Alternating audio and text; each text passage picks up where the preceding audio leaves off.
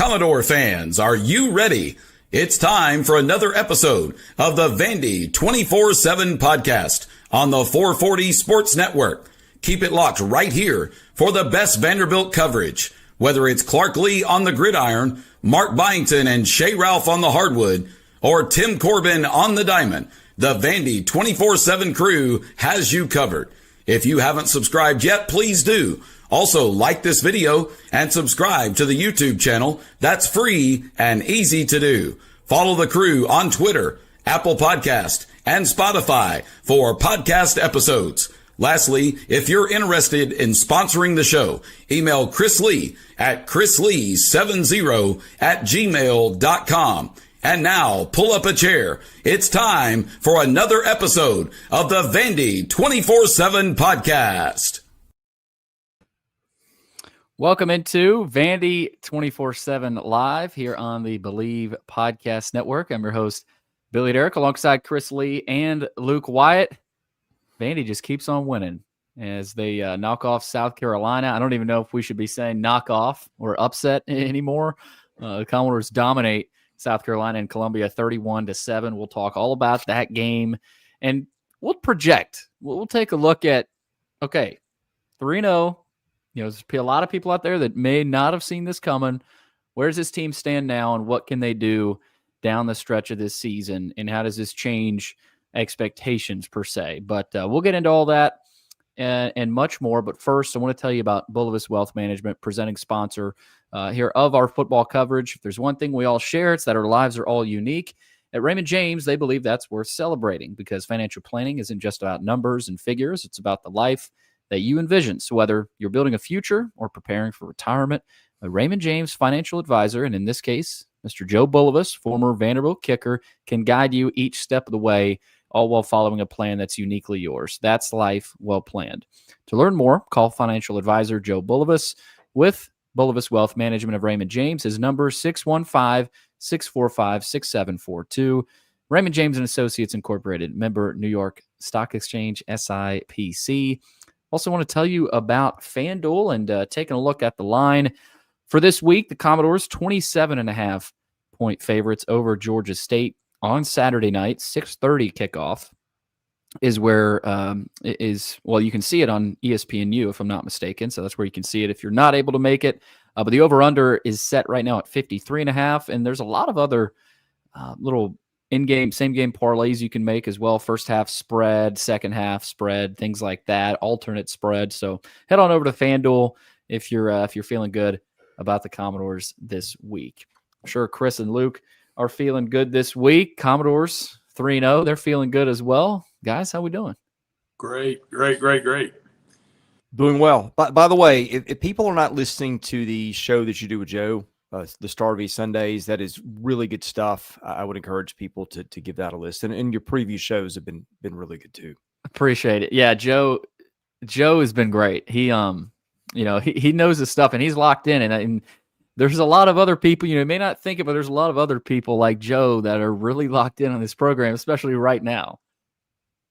Yeah, as long as there's no music trivia, it's great. Right.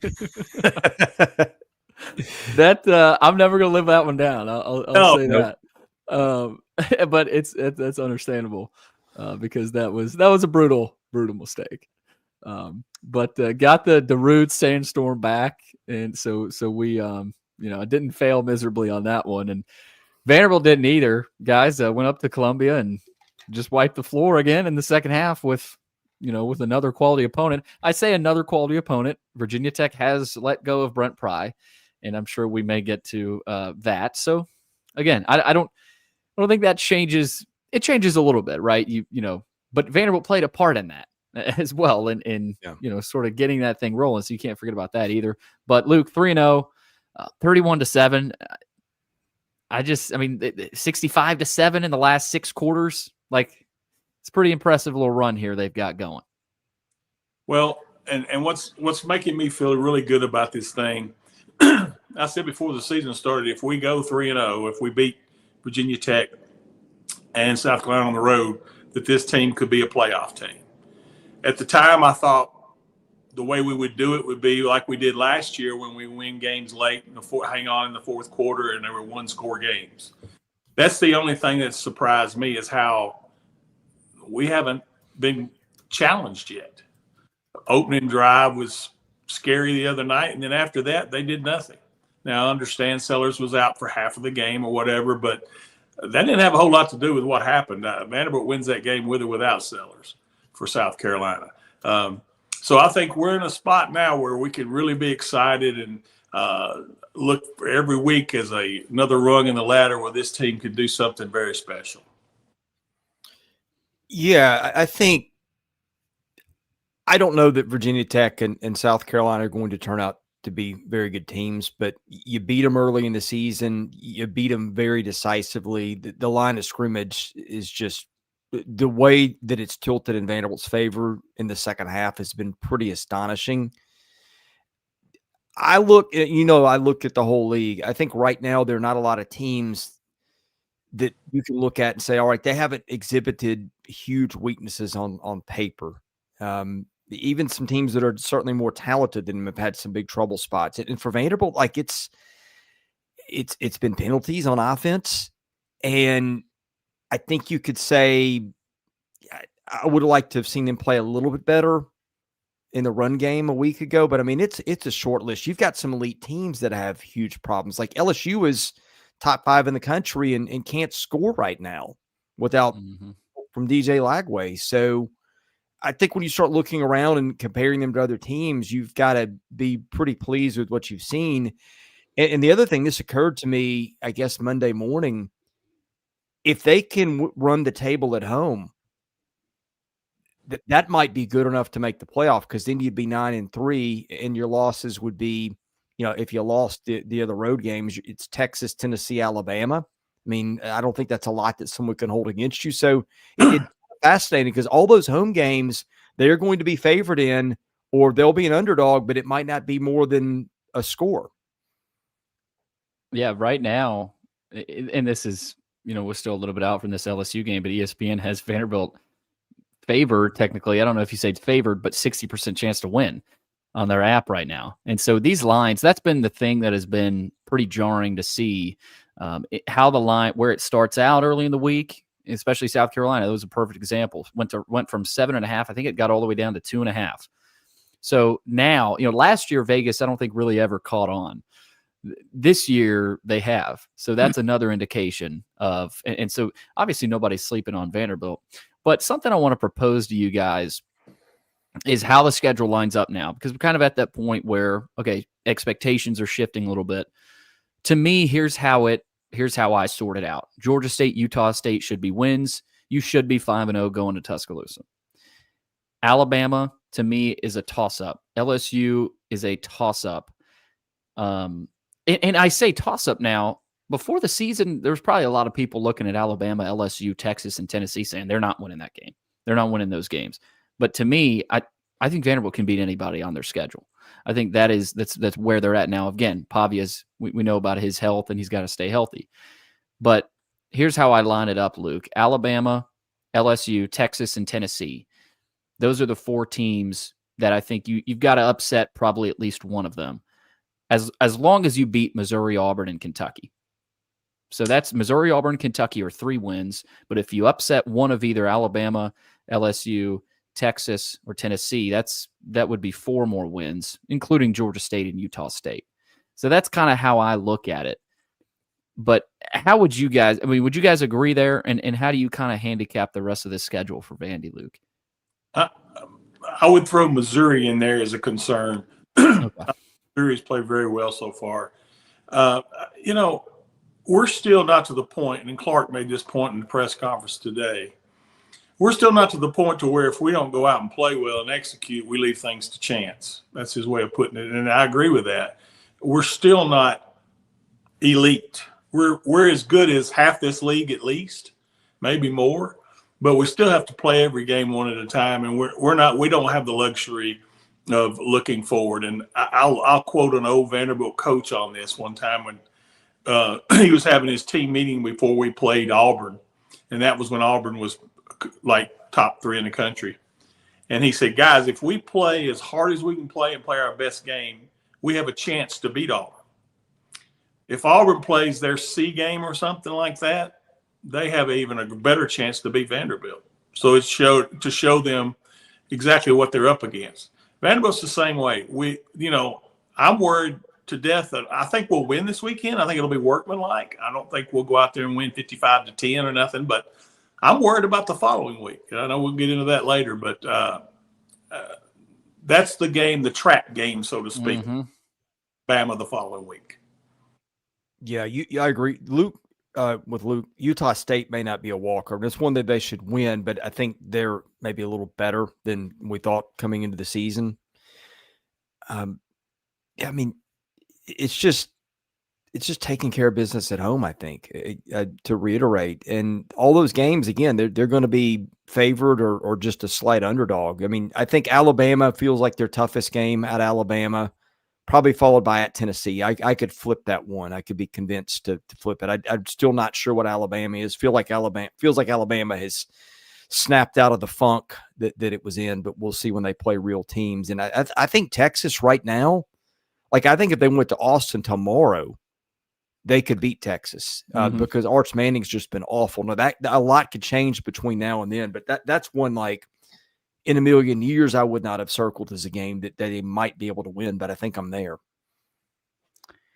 Guys, we talked about before the season, and I even said it, that I think people are going to be surprised by how physical this Vanderbilt team is, especially up front. To me, Luke, that's the story. Diego Pavia nationally will always be the story of this program, and it's an easy thing to latch onto. And look, he's been a huge part. But I think this year, so far, at least through 3 games, has been, I mean, it's obviously been different than last year. This defense has been incredible. I mean, the secondary is playing a lot better so far. I think they're like top 10 in the country. And when you're looking at PFF and Chris, under Clark Lee, they've been in the 90s, 100 range, almost every year.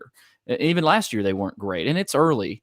But to me, Chris, like Nick Rinaldi, you know what Sidner has done so far. We saw the Zaylen Wood interception. Like, this defensive line, but the entirety of the defense has been so suffocating. And I know they've played Virginia Tech and mostly Luke Doty from South Carolina. But, Chris, that's been the story, the defense.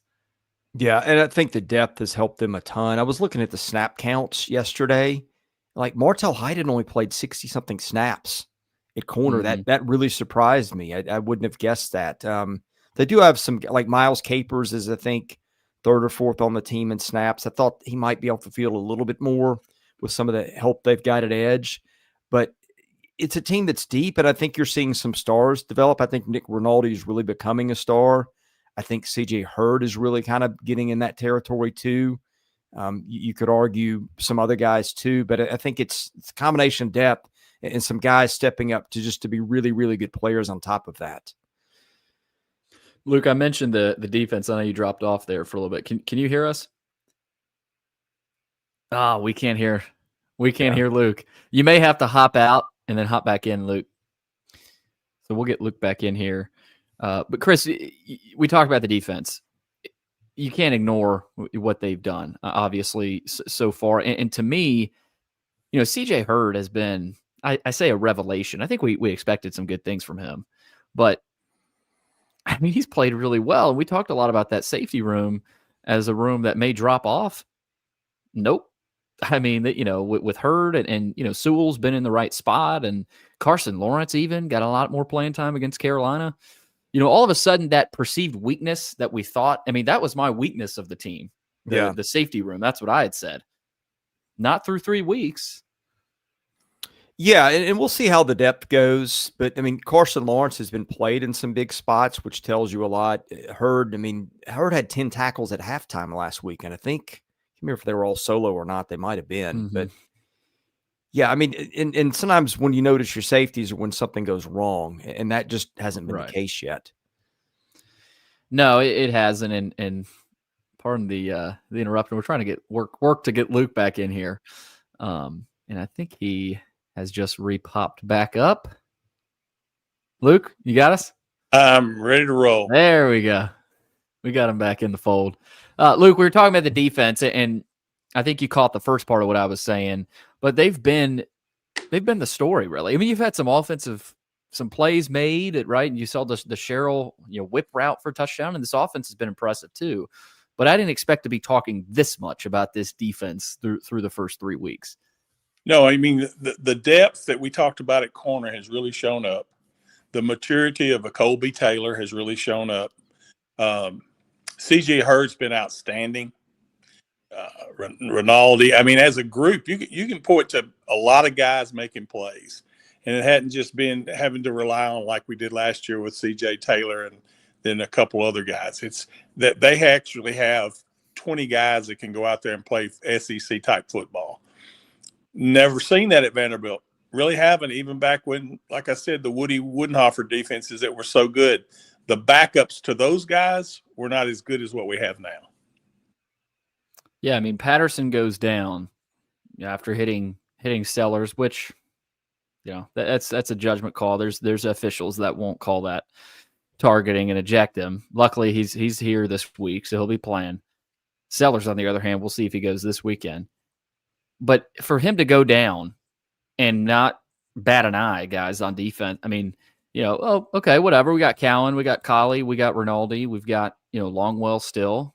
I mean, that to me so far, again, through 3 games is the difference. And even on offense, James L. Lassiter, 41-yard touchdown to break the game open, 21-7. And after that, I mean, that's a play you watch if you're a fan of either Vandy or South Carolina and go mentally, like, this one feels, Carolina needs a score here quick to get this thing back on the rails, and they never could. Vanderbilt's been able to put teams in strangleholds here early, all 3 phases, really. But it's not just defensively, Chris. I mean, Lassiter, 2 carries, 2 touchdowns. That was not on my bingo card. Yeah, I mean, again, we saw him in fall camp and he made plays, but you're always going, well, okay, who's he making them against? You see walk-ons do that. But, I mean, you could tell the Charleston Southern game, that run, he had a gear the rest of them didn't have. So there has been some translation. I think has he not caught a pass too? He has. He caught that shuttle pass where he spun and got a first down there that was big. Yeah. So, I mean, there's a piece to one of the bigger concerns we had, which was explosiveness out of the running back room. And we haven't talked special teams really, but yeah, Brock Taylor step up and hit a really long field goal, I guess, 53 or whatever it was. He's hit 17 in a row now. Your punter didn't punt last week and didn't punt 2 weeks ago. And he's been fine too, by the way. They haven't given up many big plays in special teams. They've still got, dynamic guys in the return game if they're given a chance. So I just think, again, it's the 3 games, it is the most complete Vanderbilt team that I've covered, and I don't think it's close. Now we'll see what happens. I do fear that South Carolina is not going to be anything like what we thought, potentially. I mean, Shane Beamer has a way of getting his teams playing well at the end of the year when you've kind of counted them out. So I wouldn't remove that as a possibility. Virginia Tech, who knows where that's going to go. And of course, Charleston Southern that's not a good litmus test. But in handling what they can handle, you've got to like the way they've done it. Before we get into the mailbag, what are we looking for these next couple of weeks? Like, because Georgia State Saturday night and then Utah State 11:45. I'm nervous about that one too, Luke. Utah State's a feisty team. They are well coached. They've got some former Vandy coaches that will have a chip on their shoulder, and it's the week before you go to Alabama, the biggest game in a long time. So I am nervous about that one. But these next couple of weeks as a whole, what are you looking for from this team? 3 letters, TCB. Take care of business. It doesn't matter how you win these next 2. People are going to complain if we come out and only win. Like, I don't think there's any way we'll cover the spread Saturday. I don't think we're going to win by 4 touchdowns against Georgia State. I don't. I think we'll win the game handily. I think we'll win the game something like 31-14 or something like that. But, I am worried about next week.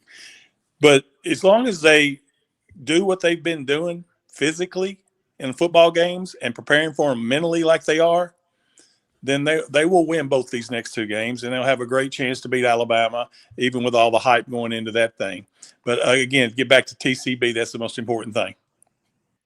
Yeah, Justin said in the chat, health and consistency, play hard, play smart, and keep your guys healthy, particularly your quarterback. They do that. I think the rest will take care of business. I'm going to go on a different side from Luke. I think this game will be one that they will handle easily. We'll see. I mean, Georgia State can give them issues as we saw last year, but I think that game last year could end up being one of the biggest gifts that this year's team got. That's a good point. That's a good point. And it is still, I mean, Fontenette and Martell talked yesterday, and even Clark, they're admitting that, you know, they're motivated, how much it hurt them last year. And I'm almost with you too, Chris. But when does the wear and tear start to kick in too? I think it's only week 4, right? So I'm not saying it's going to be this week, but you know, you saw it. It happens to every team, right? But that's another question I've got and really interested to see, and how much, you know, by October 25th against Missouri at home, you know, or Texas on November the 1st, you know, how's that depth, you know, still working for you? So that's something I'm interested in. But we do have some mailbag questions, and apologies, I probably should have tried to get it up a little bit earlier. We do have about 8 or 9 though, so we got some late arrivers in there. So we'll get to some of your mailbag questions. Also, the chat room as well is hopping, so feel free to get some chat questions and comments in there as well. We'll get to some of those. I do want to tell you about a few more of our sponsors. Sutherland and Belk, they sponsor the chat room at today's mailbag. If you or a loved one has been hurt or in an accident, give Taylor or Russell a call at 615-846-6200 to learn about your rights and whether they can help. Also, our guest line brought to you by John Levin, good friend of the show. His company, Wobble Bond Dickinson, thanks to student athletes at Vanderbilt for their dedication, effort, and hard work. Our guest line with Chris and Luke, brought to you by Yeaman Packaging Systems, leaders in end-of-line packaging automation. Also, with basketball season coming up, picked up a big commitment. Forgot to mention that from 4-star. I'm not even going to try to pronounce his name. We'll work on that. Is it Joseph? Is that? I totally forgot about this. Yeah, Mbako. I'm not. That's my works for me. Mbako. Yeah. So good get for Byington and Company. We'll obviously talk more basketball as we get closer, but basketball coverage brought to you by the Wash House. Are you dreading laundry day? Is it stealing time to do the things that you truly enjoy? Well, let the professionals at the Wash House take care of that for you. They've got 2 locations in Nashville. Just drop off your dirty laundry, and their professional attendants will return it to you with the one thing you can never have enough of, your time. Within 24 hours, you can pick up your nicely folded, fresh and clean laundry ready to be put away. Log on to their website to learn more at washhouseclean.com or stop in today and get your time back. All right. Midges VU, he's been kicking it off for us the last several weeks. What up, fellas? With Lassiter being the I just score touchdowns guy, do y'all see in the near future a game where he gets 10 to 15 touches instead of being what's working now, a situational guy?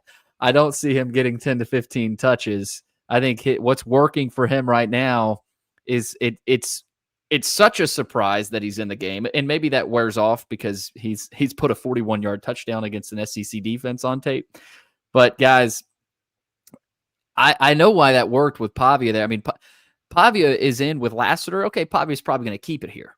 Right? I can see, and that was a wonderful play call by Tim Beck, and Lassiter, boom, wide open. Great job by the O-line. So, no, I think they're going to continue with him a couple carries a game, Luke, and keep having him squeak through. But he's an explosive guy. Got a little bit of Jerron Seymour in him, but even faster, I'd say. Oh, yeah, he's faster than Jerron. Now, I put him in the category of he and Barnett are the same. You spot them where you think you can catch somebody off guard and get a bit and pop them for a big gain, and it's worked so far. Barnett's had a couple of big plays as well, and they're very similar. For Lassiter, who's done obviously a fantastic job, to get 10 or more carries a game, he's got to be able to be in all the packages, know where to block, type of thing. And I don't think he's ready for that. I heard David Pollock on his podcast this week drop an interesting comp, and I don't think he meant this as exact. I think he meant the way he's built and the way he moves. He reminds me of, and it was Darren Sproles. Which, and again, like Sproles is a guy played in the league, 10 years? I mean, obviously last year was not Darren Sproles, but the point he was making that in terms of the build and the style, he saw a little bit of that, which is like, okay, that'll play. That's high praise. Yes, it is. Yeah. And Dave is a guy that really knows football. Yeah. Joe mentioned this with me on Sunday, because I had brought up initially that, Lassiter's not the biggest guy. And Joe goes, well, he is built. He's stout. He's got, really good physical size, just not the tallest guy. But as a running back, it really doesn't matter. I mean, like, does it help? How much does it help if you're a tall running back? And if anything, it might hurt you sometimes if you're too tall and too long. So, he's going to keep helping the team. That's a good point, Luke, on finding those areas where he can, pop one and surprise teams. That's Lassiter, man. 2 carries, 2 touchdowns. Pretty impressive. Chris, you're right. Midges followed it up. I heard Joey Galloway, of all people, mentions his style being similar to Sproles. Yeah. So good point there. VU Wars, what do you make of the O-line play so far? And are we now set with the starting 5? Yes, you are set with the starting 5. The group seems to be much improved over last year, opening up running lanes we've never seen before, and Pavia is more or less protected back there passing. Yeah, we know about the run blocking, how good that's been. But guys, I've been impressed with the pass blocking too. I mean, they support a lot. They help the O-line a lot. They do a good job of protecting the O-line, whether it's Spence or Fisher or Adebayo. I mean, those guys are maulers too. But Cedric, we know about his ability to block. MK Young. I mean, everybody is trained so well to block and help out. I mean, that's what you got to do at Vanderbilt a lot of times. But Luke, this offensive line has done a good job pass blocking too. And I told Joe, I mean, just like Virginia Tech, you could have run a Mack truck through some of those holes again, in that game against Carolina. Well, I'm going to single out one guy right here who could probably be the starting center for anybody in this league, and that's Jordan White. Yep. He's been amazing. I think you've got the starting 5 plus Porsche. And then after that, there's a drop-off because you go Irving and Givens is probably the 7th and 8th. So that group, obviously, of all of them needs to stay healthy. Because if they can keep that continuity going, we can do a lot of things. Yeah, good call on Jordan White. I mean, that's a kid that may end up being like an All-American at the end of the year, because there was some buzz on him coming in. And man, if you watch them, and I don't know who's responsible, but like the A gaps this year have been as open as I can remember, and he's had a lot to do with that. Let me mention one other thing about the O-line, and I said something about it last week. All the penalties for illegal man downfield. I told you that was that crew. We didn't get one Saturday. Yep. Yeah. And Clark said that that gray area. If a crew calls it that way, you've got to, on your RPOs, then you could almost stop running RPOs because they're going to call it just about every time.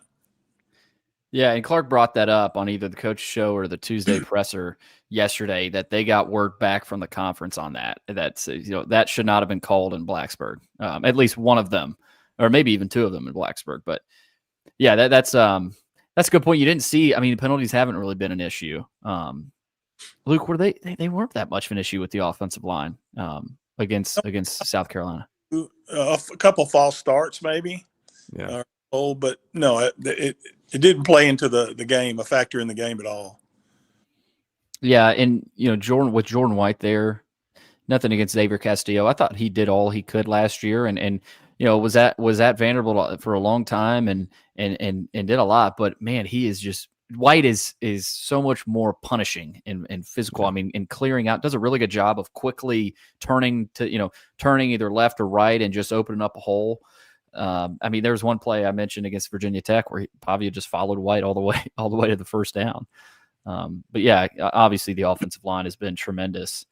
MH Door, do you think Blaze will get enough snaps over the next 2 games and play well enough to maybe lower the priority on getting a stud quarterback 1 out of the portal in the offseason, or is that need pretty much a certainty? I still think they'll be getting a quarterback out of the portal. Again, there's a lot that can happen. Quarterbacks get better. Blaze can improve, and if he's here, he'll have a shot. He'll be able to compete next year. But there's still so much more to happen I don't think that's an awful question, guys, but I'm still on the opinion that they'll be shopping, much like a lot of other teams, from year to year. Yeah, you're always trying to get better, no matter what you have on your roster. And I really liked the Old Dominion quarterback. Did you guys watch him at all? I saw that. He played well. He looked really sharp. I mean, he does, do a lot. Ricky Riley does a whole lot of the stuff we do offensively. Uh-huh. I don't think that that's a stage to show that you are the answer, but it might be a stage to show that you're not the answer. Right. It's going to be hard for Blaze to prove that he's, that he's the guy next year.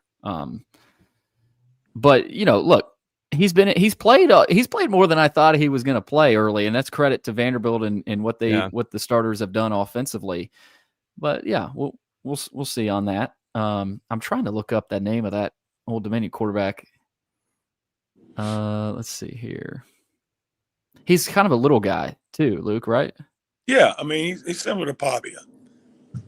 Okay. Excuse me. Colton Joseph. That's it. Could be it. Okay. Yeah, I saw a play in particular on Twitter. I don't know if you guys saw this, but they ran a blindside read where you typically you look to the right. If the running back's to your right, you're looking to the right, that right side defensive end. Quarterback he was reading the blind side defensive end on the left side of him and then ran to the left side where that opening came, where that left side defensive end came down, which I was like, I've never seen that. So that is pretty similar. Let's see here. Bex for VU. We have so many talented pass catchers. I can't decide who is my favorite. Sherrill, Richardson, Stowers, Height, Barnett, Alexander, Hoskins, Lassiter, Coleman. Who's the best? Who's your favorite? Who will be the most valuable receiver at season's end? Who's the best? I mean, even that one is tough. Well, Eli Stowers, of course. He's an Stowers NFL tight is the end. answer.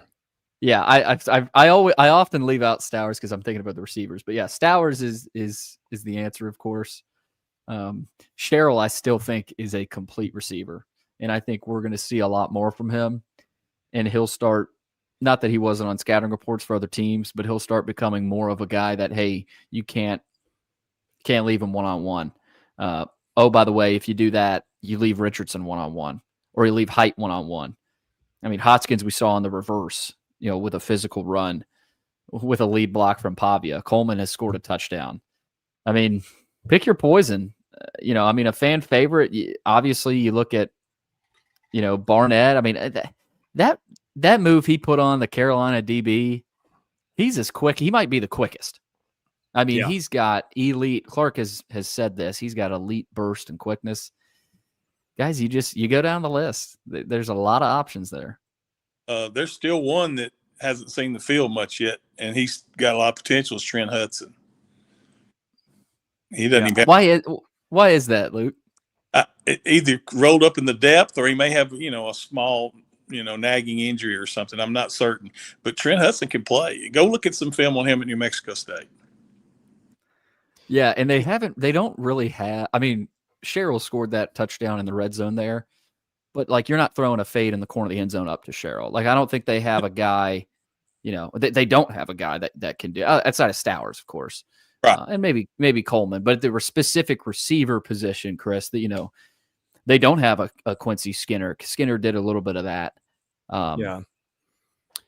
I mean, I think Richardson's maybe a little more complete than I knew. I thought him as kind of a burner, an end-around guy, maybe a short but I mean, he made that one-handed catch, which is probably the best catch anybody other than the one Cedric Alexander made. Probably pick your poison there. Is made on this team this year, and the point on Barnett's great because that is a different. They've used him some, I think, in the option game too. He gives you a little bit of quickness and burst, and he's a little guy. He can hide behind guys, and that's an element. I guess Jaden McGowan was supposed to be that guy. Never stuck around to find out, but yeah, he's we watched Barnett in practice, and I thought, hey, I think they've got something here. Yep. Through a week or two in fall camp, I just didn't know it was going to be this year. This is a good comment here. It kind of goes in line. I mentioned that play with Richie Hoskins. Somebody on YouTube, God forbid Diego goes down, then we will find out. I don't want to find out. LOL. Yeah. I mean, look, we've talked a lot about that. But the lead blocks, Luke, are those? That's not called for Pavia to go out there and lead block. I mean, No. How do you? But you're, and we've talked about it. You're not pulling it out of him. But at what point does he get popped and has a concussion or blows his shoulder out? Or he has avoided a lot of those. Like against Kentucky, that was a interior run, almost a shotgun quarterback sneak. I think he got rolled up on. They have avoided a lot of those where the interior runs for Pavia. Now, look, he'll still catch it and run at the middle, try to find a hole. But where do y'all stand on that? I mean, Pavia lead block, and I know it goes viral on Twitter, but I'm not sure how much that's helping you. Listen, Pavia raises the level of play on that side of the ball because he does stuff like that. When he gets out in the open field, now he's got to be smart about how he hits them. If he hits them straight up and falls down like he did the other, that's fine. If he hits them with his left shoulder, that's okay. Don't lead with your right shoulder, whatever. Luke has dropped off again. Yeah, probably getting a phone call. But I think his answer is the right one. Yeah. Okay. Well, again, we do have some chat questions. We'll get to some of those. Cousin CJ, how will Coach Lee and his staff deal with the rat poison of external noise from fans, media as the season progresses? Chris, I mean, they've had talk. I mean, look, the talk started for the most part after last year's Alabama win, of course. Now it's really ramped up a little bit. You've got some more people nationally taking notice. We'll find out. I think I think it got to them a little bit last year, but although they went to Lexington right after they beat Alabama and beat Kentucky, last year, which maybe wasn't a great Kentucky team, but still a road SEC win. You go to Jordan-Hare and beat Auburn. So I think this team is so strong mentally that I'm not sure how much external stuff they even consume. I mean, I think Saturday's the first test. I'm with Luke. I think next week could be a bigger danger spot because you've always got hey, these guys beat us last year. They don't have to be reminded of that. But like Utah State is not a team that let's say you go and roll Georgia State, then you're pretty much clocking everybody on your schedule so far. Alabama's your next game. I think do you have a bye week in between? Yeah, you got a bye between Alabama and LSU. Yes. It goes but not before Alabama. So I mean, yeah, I'm a little more worried about Utah State, but I'm like, there's not many opportunities ahead of them where they're definitively going to be favored. It's only going to be this week, next week, and Kentucky. I'm not saying that they might be a slight favorite over Auburn or Missouri. Or maybe even LSU, as crazy as that sounds. But, most of the other games on the schedule are going to be they'll be an underdog or it's going to be a coin flip game. Luke, the question was, how will Coach Lee and his staff deal with the rat poison of external noise from fans, media, et cetera, as the season progresses? Well, Chris alluded to it earlier. I think this team learned its lesson last year against Georgia State in a big way. And in fact, I remember talking to Chris before we did our podcast last year about how Clark was upset about how the kids were handling things. And that whole week didn't go well, from the weight room, the training room, classes, everything. It was just it was a disaster. And we paid for it on Saturday. I don't think you'll see that. I think that was an inflection point in this program. And we don't beat Alabama without that happening, probably. Another good one here from VUperior7. Berlowitz is clearly not the answer as next year's starter. Who are the quarterbacks we should be targeting as a portal transfer? Luke brought up the Old Dominion quarterback. Who was I thinking of the other day? And you guys can fill in here while I think of this guy. Was it a guy on another roster? Yeah. Well, you just mentioned Old Dominion's guy. Yeah, there was another guy I was thinking of, dual threat. Obviously, Andre Adams is a young kid that I know Vandy's looking at from Antioch. locally who's been impressive. I was thinking of somebody. Luke, do you have anybody else? Well, here's the way I look at this, guys. As the season plays out, and kids, let's just take, I don't know, throw any name out there of a team that's decent that may go to a bowl or whatever. But if a kid winds up getting passed up by his second string quarterback, then you throw him in the mix. There's guys out there probably we don't even have knowledge of that are going to want to transfer. So we got to kind of wait and let the season play out before those people rise to the top. Yeah, I mean, look, who knows? A guy like I know Deuce Knight is at Auburn, but and he's a guy. He's a longer, taller guy, so I'm not even sure if he fits. That's a tough question. Luke, I've noticed there's a lot more mobile guys, I think, in college football right now that I remember in a while. I don't know if I'm just paying more attention, but I feel like there are fewer just pure pro style guys out there at major college football. And probably that's going to be the case too at your Sun Belts and places like that too. So I don't know if maybe I'm wrong, but, and like you're seeing that in the NFL too, like mobile quarterbacks are a bigger thing there now than they used to be. Mm-hmm. So maybe your field of guys to pick from is larger than it would have been 5 or 10 years ago. Yes. Right. I'll say this, Ole Miss, the Ole Miss quarterback that came in, on Saturday against Arkansas, Trinidad Chambliss looked really good and ran the crap out of the ball. And they have Austin Simmons. So again, that's a guy that, if he wants to play next year and Simmons is still at Ole Miss, Simmons is probably the guy. So he could transfer.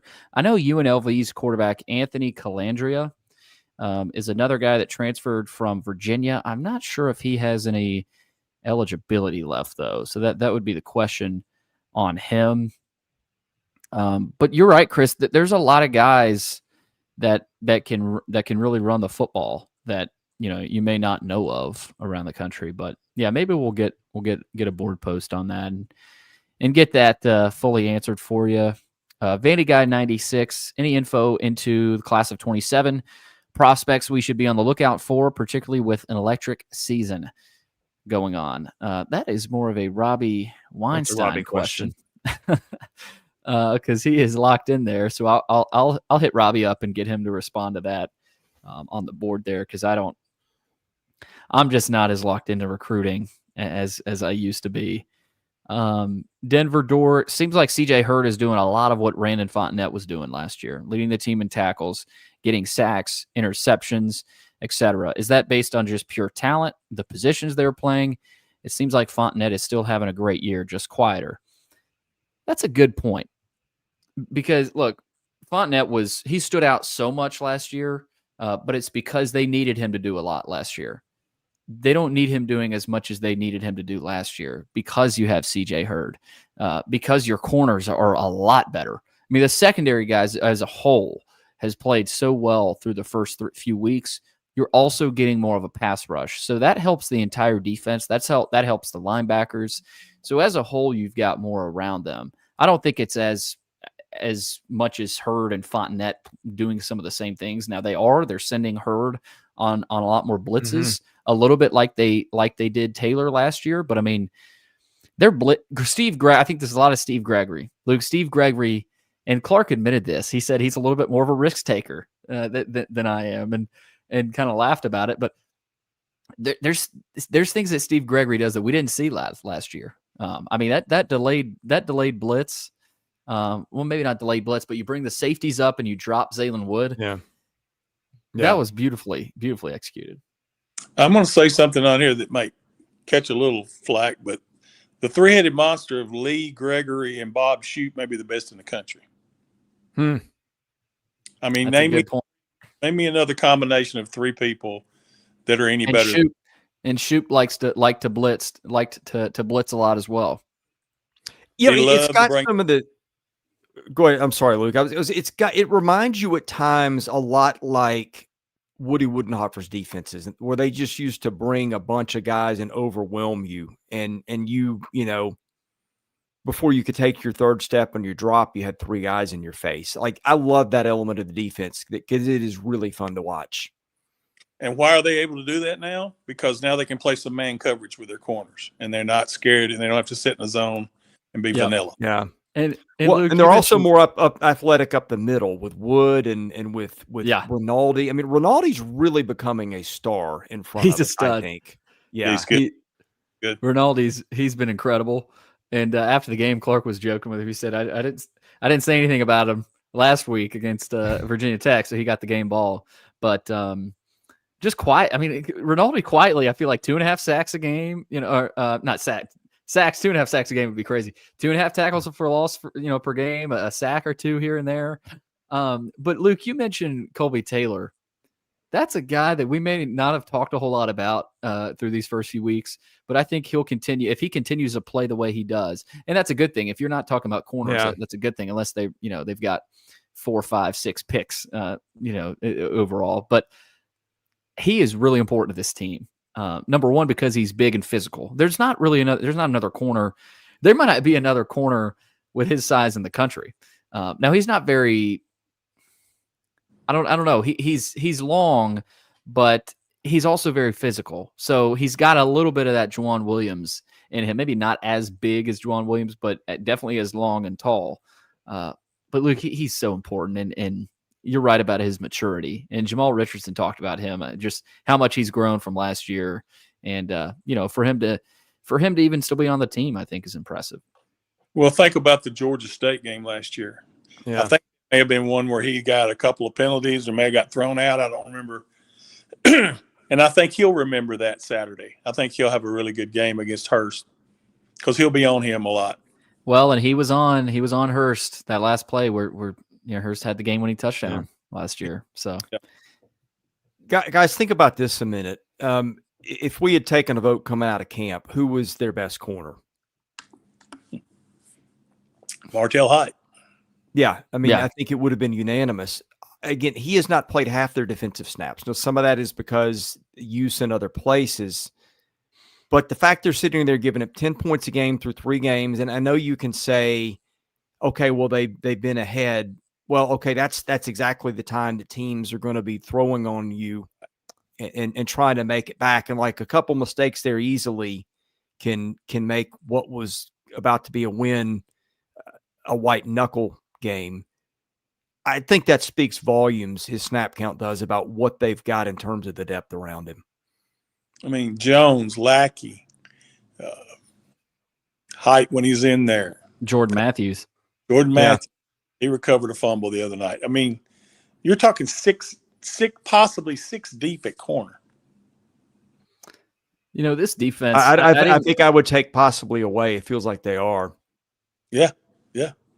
I left out Mark Davis. So right. Yeah.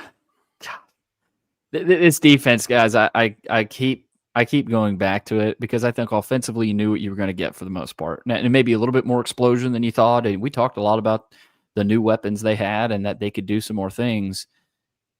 Did you guys expect this from this defense? I knew they'd be better, but I thought, to me, before the season, I'm going, okay, South Carolina is exactly the kind of team that's going to give you fits because they got an Olympic sprinter wide out. They got a couple of physical backs, and they shut Harbor down. Harbor didn't do anything. You've got to watch a lot of stuff there. The fact that they weren't even a threat to me. Yeah, I mean, I think, with Vanderbilt, it's always a prove-it situation, right? Like, we thought they were better, but you feel like an idiot if you go out there and you talk them up and, oh, they're so much better. And then they play, other than playing themselves in practice, they run up against a team with talent and it gets ugly. You just didn't know till they took the field. I was pretty sure they'd been better. I think I've called that out several times. I thought it was an undercovered storyline that their defense, won them some games the second half of the year and felt like it was better.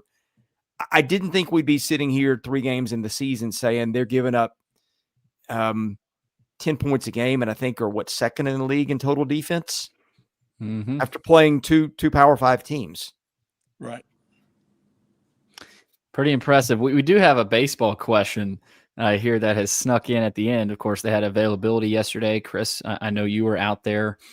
Vandy fan 1992 asks, with Corbin's comments displaying his disappointment that we didn't get some guys through the draft for this roster, should we feel concern that this will be a trend? And should we feel optimism that we can recruit at a high level still, like Arkansas, LSU, or Tennessee again? Why or why not? I mean, it's been a trend to me. You always look, there's a lot of guys that, for instance, Bo Holloway. Bo's not going to make it to campus, I don't think. I don't think there's any way.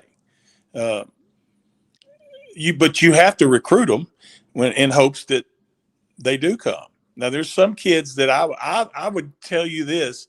I guarantee you Corbin tells them, guys, if you're a first-round pick, you don't need to come to Vanderbilt unless you just want to get this education, because no one's getting those guys. Nobody. So as far as it being a trend, I think it's been going on for a while anyway. I heard Jay Johnson at LSU talk about this the other day. I think it was on D1's show. And he basically was asked the same thing, like, you lost a lot of guys in the draft. And he says that, well, if you want to get a superstar on campus, you have to recruit those guys.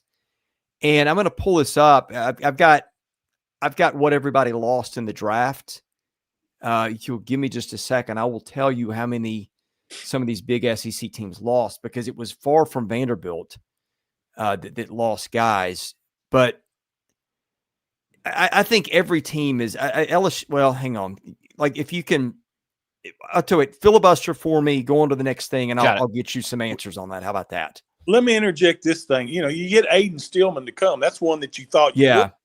Right. So you may lose 3 or 4, but you may gain 1 or 2 as well. Well, and I think you're about to prove, Chris, it's not just Vanderbilt. Around the SEC and around the country, there are more and more high school players getting through the draft, because in college it's not college football and it's not college basketball. College baseball coaches do not have the resources to now. LSU and Jay Johnson, they've got a lot more than most other programs. Texas, Tennessee, but even if you just compare, like, the money that MLB teams are offering these kids is not even close to what Jay Johnson, for example, offers a kid out of LSU, or Tony Vitello at Tennessee. And Vanderbilt's also comparable to LSU, Tennessee, and Texas. They're swimming in a whole nother pool anyway, so that's already dropped down. But Luke, it's a college baseball thing now that, yeah, you're in the NIL world, and some of these programs may have more money, but it's still college baseball. There's a certain number of resources allocated to baseball still, even with the growth of football and basketball. Like, baseball is still sort of lagged behind. I don't think they've moved up the totem pole as much maybe as some college baseball fans may think. Yeah, I'm going to give you some numbers here. This is unofficial, but I think it's pretty close. I think Alabama lost 1 guy to the draft. Auburn lost a JUCO guy and I think a high school guy. Did get several good ones through. Florida lost, 1? I thought I could have sworn Florida lost more than that. Let's see. Georgia lost 3, although one of those guys was a transfer, so just 2. Kentucky lost 3. LSU lost 8, but also got 1, 2, 3, 4. They got some good ones too. Yeah. 5. Yeah, 5 like top 200-ish type guys through, and some other, in the tier after that. Which, by the way, I think that the top 150 are the guys that are really tough. Like, top 150 draft prospects, not high school guys, but overall in the draft are the tough ones to get. Mississippi State lost 2, but got, let's see, the kid that throws 103 they got through, and a couple of other guys.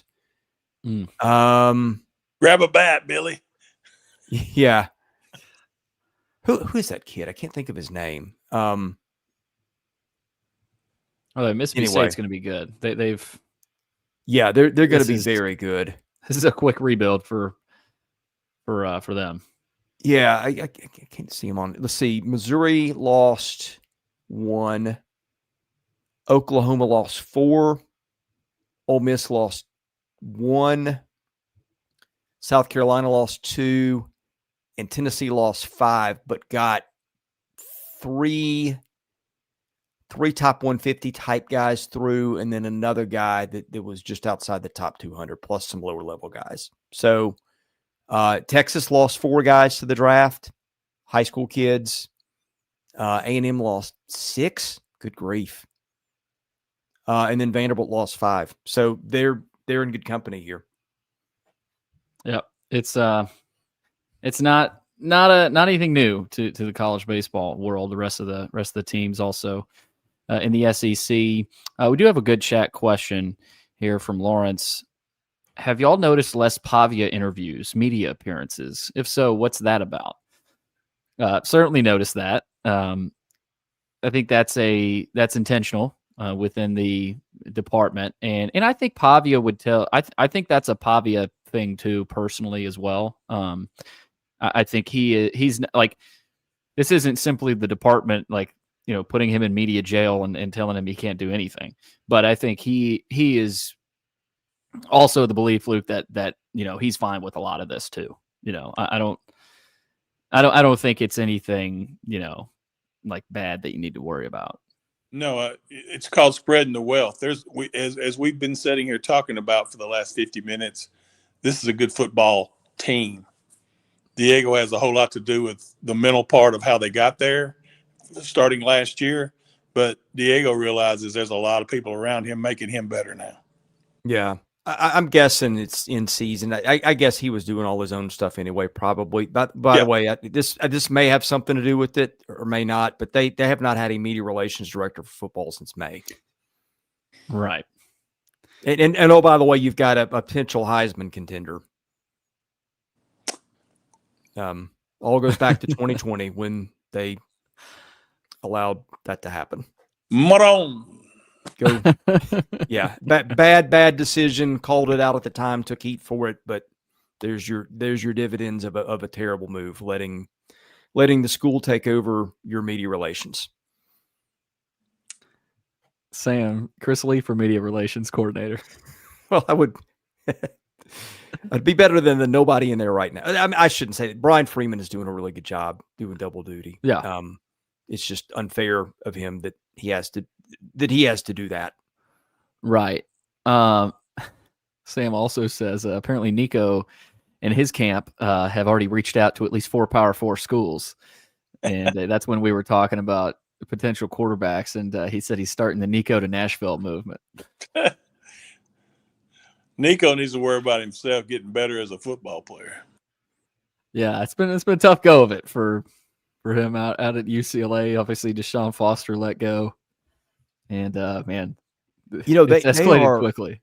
They are 0-3, and they may literally go 0-12. They have a brutal schedule ahead, and I will double check this. I think they're going to be underdogs in every game they've got ahead. Listen, Deshaun Foster was a problem from the opening of whatever it is. Big Ten Media Days. Yeah. Ooh. You talk about bombing. He bombed.